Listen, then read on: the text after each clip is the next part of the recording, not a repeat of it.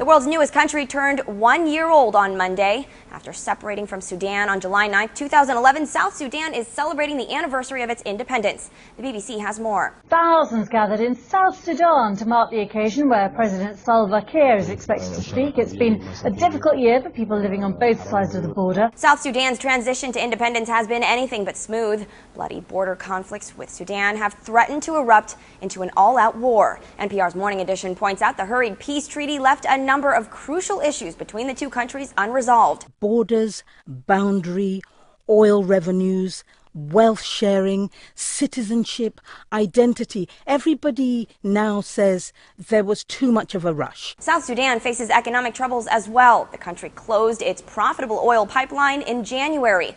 Oil exports made up about 98% of South Sudan's government revenue.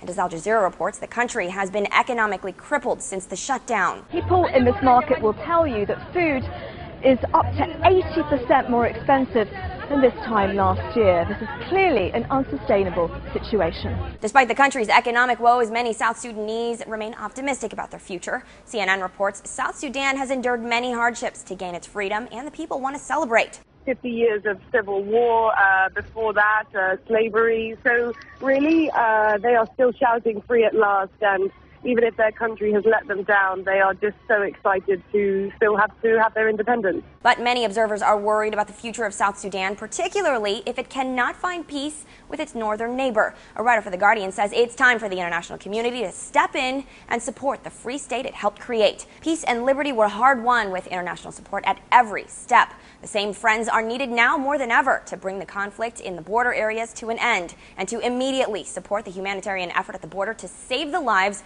of those for whom that peace is already too late. UN Secretary General Ban Ki-moon has been invited to the anniversary celebration along with dignitaries from neighboring countries. None of Sudan's top officials are expected to attend. For Newsy, I'm Christina Hartman. Multiple sources, the real story.